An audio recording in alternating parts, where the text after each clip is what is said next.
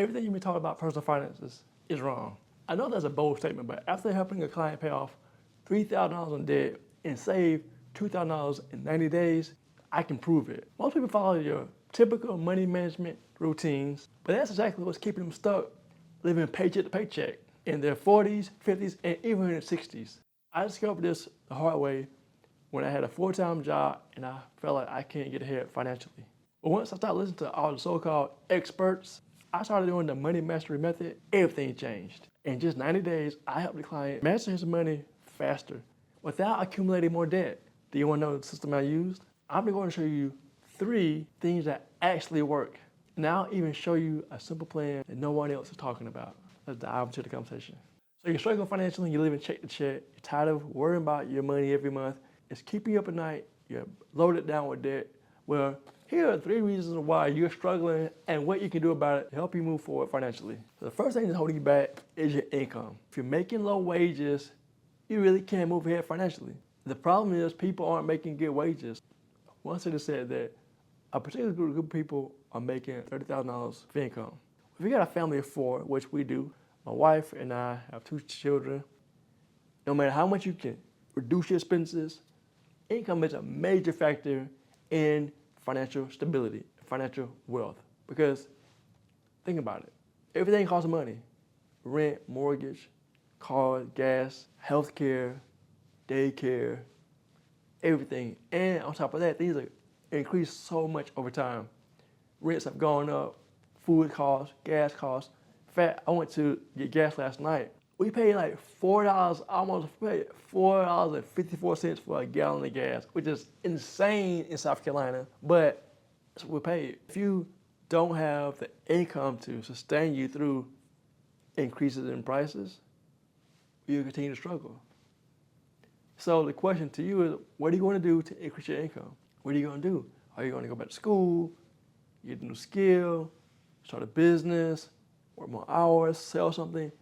What are you going to do to increase your income? Because no matter what you do, income has to keep increasing. In fact, I've seen that wages in America are stagnant. They aren't growing. That's why people are starting side hustles to increase their income, because they know that their job isn't cutting it.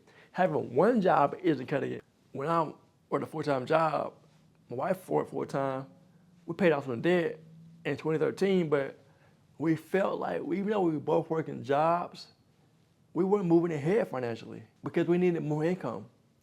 She wasn't a manager, I wasn't a manager, we were just frontline workers making the wages that we were making. In fact, I think my last job, it was $17.85, something like that, but it was some kind of weird amount. I'm like, what can I do to make more income? I was working a full-time job, had a new baby, daughter was born in 2016. I'm like, man, what do I need to do? So the question to you is, what do you need to do to increase your revenue, your income? You have choices to make now, decisions to make.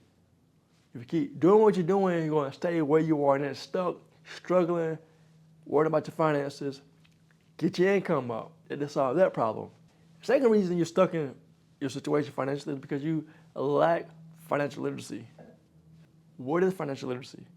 It's simply how you manage your finances, budgeting your money, saving, investing, paying for stuff, using money wisely, not overdrafting your bank account, not overspending, not going deeply into debt. Although people say managing your credit, I don't believe in debt. I believe in using cash. So I also believe that you need to know how to manage your finances. When I got out of high school years ago, I didn't know how to write a check. Basically, a check is, if you have it, now we don't have checks, or people really don't use checks, we use debit cards, and maybe you get a cashier's check if you have a large amount of money coming out of the account, it's transferred into another account. But the whole point is, I wasn't financially literate. I went to school for so many years, through high school, college. I even have 2 bachelor's degrees and an associate degree, and I was never taught about how to manage my finances. My parents didn't teach me, school didn't teach me. Luckily, God gave me the gift to handle my own finances, learning from people's mistakes about managing finances. In fact, my mom and dad used to go to finance companies, that's to finance things. And it was a rat race. They would borrow money from a finance company and go pay it back and borrow it again. I'm like, I didn't want to be a part of that.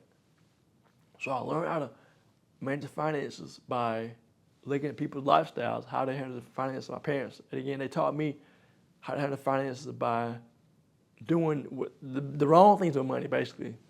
I said, I don't want to handle money like that. I want to handle money in a better way that's responsible, wiser, so that I can not struggle. Mom and dad have 7 children, so we were on food stamps and WIC, which is government assistance, and I didn't want to repeat the lifestyle for my children. We have, again, 2 daughters. I wanted to create a lifestyle that they didn't, so that they have to struggle like we did growing up. Now, granted, I didn't realize that we were struggling. My mom and dad got us the best gadgets, gifts, and we had friends come over. People would come over to our place because we had the latest game systems, but we were really struggling because we lived in the hood, low-income neighborhoods. And again, I didn't want that for my children. So now I strive to give them the best, but also teach my daughter how to work, how to save, how to give, and how to spend money wisely. I didn't get that as a child. I got that looking through the lens of someone saying, I don't want to handle money the way my parents handle money. Maybe you're the same way. Maybe to learn about money from your parents, your grandparents, your school, your peers, their friends. Maybe just, even now as an adult, you're struggling with your finances. You're wondering, how can you move ahead? How can you stop living check to check? How can you stop overdrafting your account? How can you stop going into debt? And you know the world tells you to build your credit, which is basically saying go into debt, go into debt, go into debt. That's all they're saying to you to make it look fancy though. And we're so bombarded with borrow money, build your FICO score, keep going in debt, keep leveraging up, just to look good. In fact, one guy said, I was watching something on, I think, Instagram. The guy said he bought like this, I guess the complex had 40 units, apartment complexes, or 40 units within the complex. And he said he was struggling, he was broke basically, because people don't tell you about the maintenance, the repairs, insurance. And if someone doesn't, say you got a piece of property and no one renting it out, who's paying the mortgage on that property? You are, especially if you borrow money to buy the property. And what if you have your own personal loan for your personal home and you got a rental property that's vacant? So you have two mortgages to pay. And what if you have a job and you have a wife and you have a child, or children? Who's gonna pay those bills on that rental property? And who's gonna pay the bills on your primary home? You are. So it all goes back to income. If you're going to get a rental property and it's vacant, you need money to pay for those, the mortgage, the repairs, the insurance, property taxes, all those things that go into having a rental property. But again, folks online say, go and leverage up, put all your money into real estate. But what if you have the money? Oh, go ahead and borrow from your 401k. Bad decisions. Those are not the right ways to handle your personal finances. Right ways to start budgeting, do a money plan, I would say. Learn to use cash until they go into debt. Pay off your debt, any debt you have. I know I'm weird, but I'll be weird until the day I die because I have a message of hope that people need. People don't need to hear, go into debt, go and build your credit. They need to hear, stop going into debt. Start building your savings, start building your wealth, start investing in assets that build wealth for you. Digital assets such as a course, ebooks, audiobooks, those things that can help you at low cost, and you can sell it to the right people who need your help, can help you get income and serve your community. Start investing in the real estate if you can afford it. Start investing in the stock market. I recommend mutual funds, but the whole point is start saving for rainy days. Learn how to manage your finances the right way. I know I'm an anomaly. I know I'm weird. I'll be weird again because most people online in America and the world are talking about borrow money, borrow money, borrow money. Don't do that. Don't be like everybody else. In fact, one stat said that about 80% of people in America have debt. That means that 20% of people don't have debt. They're living debt-free, and you can do it too if you make the right choices. Don't be like everybody else, y'all. Learn how to manage your finances the right way. Get someone like me who coaches you to handle money differently. Don't go the traditional way. Go with somebody who's going to help you to clean up your credit. Bruh, sis, when you have credit, that means you are borrowing money and paying it back often, or borrowing money and not paying it back. That means you got bad credit. So the whole point is, don't be like everybody else. Get your income up high so you can buy assets with cash money. That's right. And the third thing that's holding you back is relying on debt. I just hammered the debt scenario. When I got married, I didn't have any debt. I got married in 2008 to my wife. She's lovely. We've been actually celebrating our 18-year anniversary in 2 days. And she had debt. I didn't have any debt. I had no debt. I paid off my debt because I had a credit card. I used my credit card for traveling as an auditor for my company I work for, my employer, that is. I got reimbursed for travel expenses that I used for traveling to see clients. And one day I heard the guys talk about using cash. I was so scared because I'm like, I knew that was the real way to go in terms of finances, but I said, man, I got a credit card and I don't want to use my money to travel. Why not? I mean, like, why use somebody else? Why me? Or I'm going to use my own money, basically. I had a credit card for emergencies, but then something in my spirit clicked and said, just do it. So when I called my credit card company to close my account, the guy was like, you sure? Yeah, I had the card for about 8 years, something like that. It was a long period of time.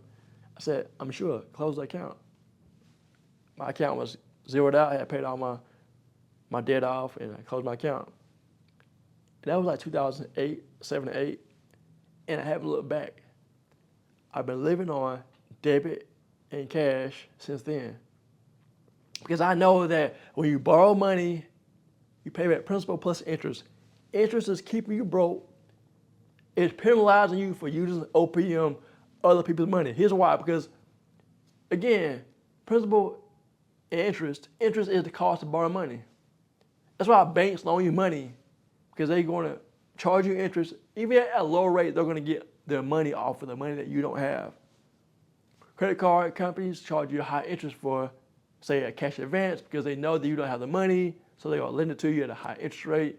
Even though they break it down on an APY, which is the amount the interest you pay for the entire year, but still you pay for it every month.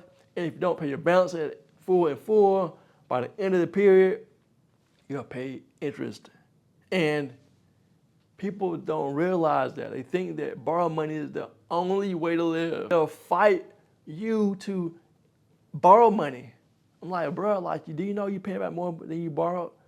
I don't care. I want what I want. I want to get this car that I can't afford. I want to get this boat I can't afford. I want to go on a trip that I cannot afford just to look good and feel good, numbing the pain of my financial mess that I've made. I don't want to clean my mess. I want to live my mess and just let my life be burdened with living check to check, struggling, worried, staying up late at night because I'm trying to figure out how to make more money. I'm trying to figure out how I'm going to pay my bills, how I'm going to make ends meet. But the reality is, you know the answer is to stop borrowing money, but you keep fighting the truth. The truth is, you need to stop borrowing money. The truth is, the culture is broke, and you know it. So you need to make a decision today to stop borrowing money. I said, I'm going to say it again, stop borrowing money. Because nothing good comes of that. Yes, you can get some gadgets and feel good for the moment, and you pay it off every month, yes, but how much are you paying in interest if you don't pay that particular bill in full? I'll pay it in full. So, and your point is, I'll get my points. So, and I'll get my travel miles. I guarantee you, you rack up so many travel miles that you don't even travel and use the miles, so you're spending money. I remember a time when I had my credit card, and I was traveling, and I was saving the points to get an iPod Shuffle. Little small thing, I could put music on. I was saving so many points. I think I had to spend like a lot of money in order for me to get the points in order to get the iPod Shuffle. And I'm like, Bruh, what you doing? You spend all this money attempting to get these points that you can use cash to pay for this iPod Shuffle. In other words, I was spending more money going into debt than I would pay cash for or this little shuffle. And that's what you're doing. You're spending so much money accumulating points that you could be saving money to pay cash for that and spend less money opposed to going into debt. I know I'm hammering this debt part because so many of you are struggling and you're wondering why. You have low income, you don't know how to manage your finances, and you keep going into debt. That's why. Get out of debt, and if you don't like being in debt, get out of debt and go back into it and keep giving somebody else your money and keeping you broke and making them rich. Because that's what it is. It comes to the person. When you pay your interest to someone, it's interest income to them and a penalty to you because you're staying broke, busted, disgusted, and you don't understand why. I'm telling you why. Listen to the truth. Truth is, debt is not your friend, it's a thief. If it was your friend, it would keep you broke. You know I'm right. From credit cards, to mortgages, to student loans, to your fancy little ride outside, your whip, your car, whatever you want to call it. All those things, the shiny things that you're going to debt for, keep you up at night. So I highly recommend getting out of debt. That's simple, y'all. If you want to continue to get value about personal finances, about 401k, about getting out of debt, keep watching, and I'll see you in the next video.